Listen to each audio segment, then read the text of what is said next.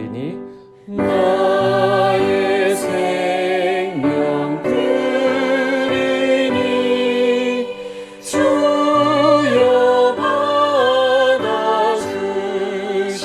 받아주셔서 세상 살아갈 동안 찬송하게 하소서. 손과 발을 들이니 주여 받아주셔서 주의 이름을 위하여 민첩하게 하소서. 나의 음성 들으니 주여 받아주셔서 주의 진리 말씀만 전하게 하소서.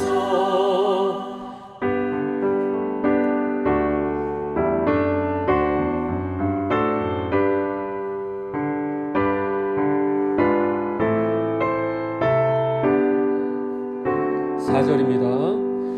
나의 보화들이니 주여 받아주셔서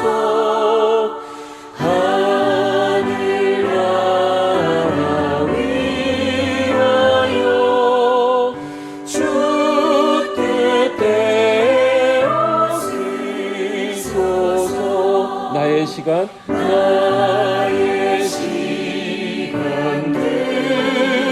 드리니 주여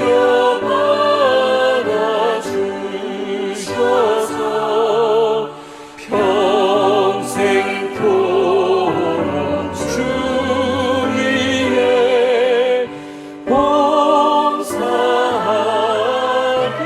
하소서.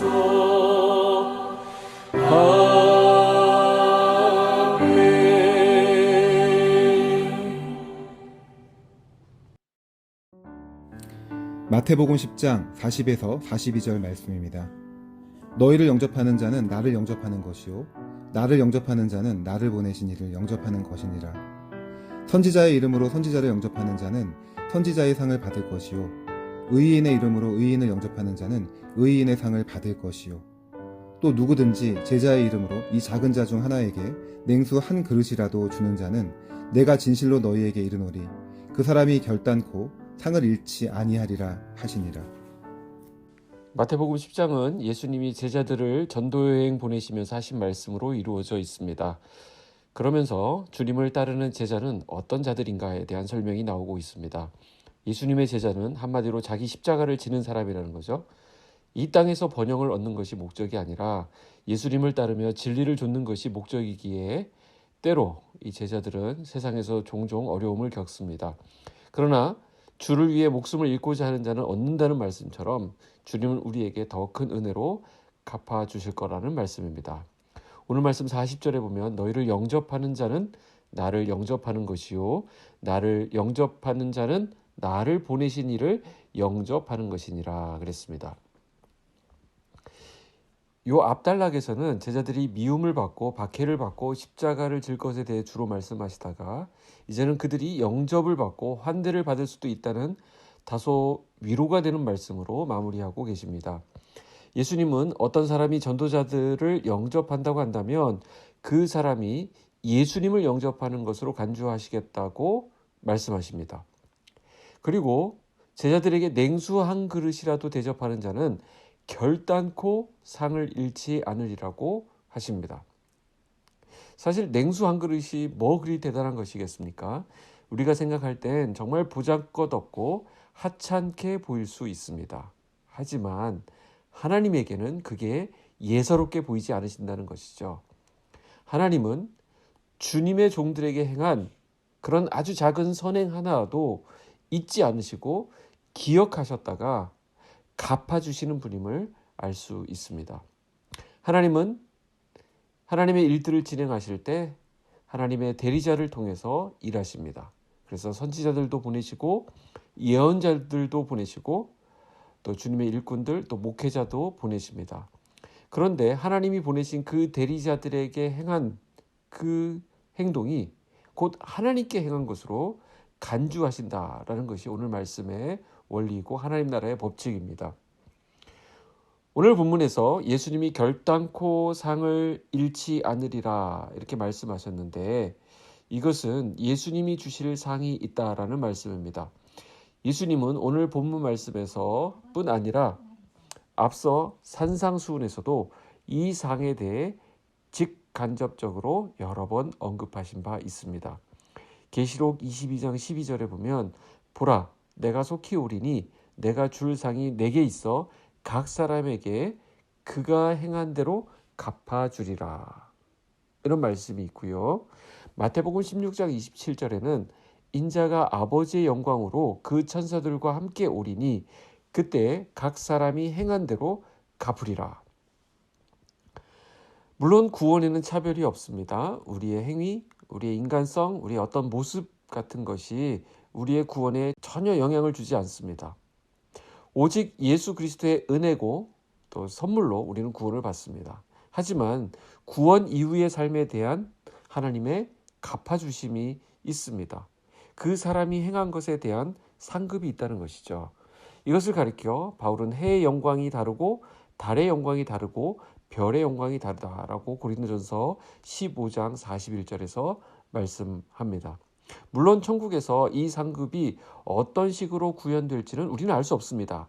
성경이 그것에 대해서 정확하게 말하고 있지 않기 때문입니다. 하지만 분명한 것은 오늘 예수님의 말씀처럼 상이 있다는 것입니다. 구원을 믿는 사람이라고 한다면 우리는 또한 상급에 대한 바라봄이 있어야 합니다. 그리고 상급이 있음을 믿는다면 오늘 우리의 삶에 대한 자세는 달라질 수밖에 없다는 것이죠. 이미 말씀드렸듯이 구원을 받기 위한 우리의 노력이나 행위는 필요하지 않습니다. 그러나 구원받은 자에게 하나님이 기대하시는 부분이 있습니다. 구원받은 자가 마땅히 살아야 할 삶이 있습니다. 이것은 당연한 것입니다. 우리를 자녀 삼아주신 아버지께서 그 자녀에게 원하시는 삶의 모습이 분명 있을 것이기 때문입니다. 그분은 우리의 사랑의 아버지시기 때문에 그 사랑하는 자녀들에 대한 기대가 있습니다. 그리고 또한 그 하나님이 그 자녀에게 주시겠다고 하는 것을 기대하고 사모하는 것이 순수한 신앙입니다. 모세를 보시죠. 히브리서 11장 26절에 그리스도를 위하여 받는 수모를 애굽의 모든 보화보다 더 큰 재물로 여겼으니 그 다음에 뭐라고 합니까? 이는 상 주심을 바라봄이라. 자, 모세가 애굽의 부귀영화를 기꺼이 내려놓고 이스라엘 백성과 고난받기를 선택하고 그리스도를 위한 수모를 애굽의 모든 보화보다 더 큰 재물로 여긴 것은 무엇 때문이라고 합니까? 상 주심을 바라보았기 때문이라는 것입니다. 신약에 오면 바울 역시 마찬가지입니다. 빌립보서 3장 14절에 표대를 향하여 그리스도 예수 안에서 하나님이 위에서 부르신 부름의 상을 위하여 달려가노라 이렇게 고백하고 있는데요. 구약에서 이 모세도 또 신약에서 이 바울도 하늘의 상, 부름의 상 주시는 일을 바라본 그런 삶을 살았다고 한다면 우리에게도 동일한 말씀으로 도전이 됩니다. 자, 이 땅에 있는 모든 것들은 다 소멸될 것들입니다. 그렇기 때문에 우리는 그런 것들에 우리의 목숨을 걸어서는 안 됩니다. 우리는 주변에서 일어난 일들을 보면서 어떤 좋은 일들이 일어났다고 해서 그냥 거기에 모든 것을 걸고 웃을 일도 아니고요. 어떤 나쁜 일이 일어났다고 해서 모든 것이 다 끝난 것처럼 울 일도 아닙니다. 만약 그것이 상을 잃게 만든다면 좋은 일도 슬퍼해야 될 것이고요. 상을 얻게 만든다면 나쁜 일도 기뻐해야 할 수 있어야 되겠습니다. 우리에게는 오늘 말씀이 뭐라고 얘기합니까? 바라보아야 할 상이 있다라는 것입니다. 또 누구든지 제자의 이름으로 이 작은 자 중 하나에게 냉수 한 그릇이라도 주는 자는 내가 진실로 너희에게 이르노니 그 사람이 결단코 상을 잃지 아니하리라 하시니라. 그렇다면 우리는 어떻게 해야 되겠습니까? 이 주님이 주시겠다고 말씀하신 이 상을 잃지 않도록 바울처럼 나는 상을 위하여 달려가노라, 표대를 향하여 달려가노라 하는 우리의 분명한 삶의 목표와 방향성을 가지고 오늘 주님이 살게 하신 이 하루를 그 상을 바라보며 달려가는 저와 여러분의 삶이 되기를 축복합니다. 기도하겠습니다. 하나님 아버지 감사합니다. 오늘 우리가 주님을 따라 가는 이 제자의 길이 참되고 복된 길임을 알려주셔서 감사합니다. 때로는 어려움도 있고 또 우리가 받게 될 고난도 예측되지만 주님이 함께 하셔서 또 넉넉히 이길 수 있음을 믿습니다. 이 길 끝에 또 주님이 주시겠다고 하는 그 상을 또 우리가 소망하면서 사모하면서 오늘 복된 삶 살게 하여 주시옵소서. 하나님, 우리 빛소금 광역교회 또 선교 주일 또 선교의 달을 맞아서 각 나라들을 바라보며 기도하게 하시니 감사를 드립니다. 오늘 이 시간에는 우리 북한을 놓고 기도합니다. 북한의 많은 기독교인들이 어려운 상황 가운데서, 취약한 상황 가운데서, 위험한 상황 가운데서 신앙을 지키고 있습니다. 가족과 친구와 이웃들로부터 박해를 받고 있습니다. 하나님, 그들을 보호하여 주시옵소서. 감옥에서나 수용소에서나 또 외딴 곳에서 고통받고 있는 기독교인들을, 하나님의 자녀들을 보살펴 주시고 그들에게 힘과 인내 허락하여 주시옵소서. 하나님, 그곳에서 예수 믿는 사람들이 더 많아지길 원합니다. 하나님, 그곳에 자유롭게 하나님을 예배할 수 있는 그날이 오기를 원합니다.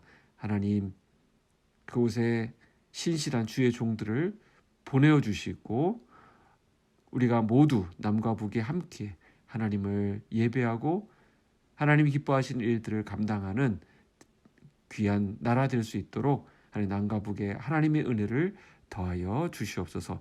예수님의 이름으로 기도하옵나이다. 아멘.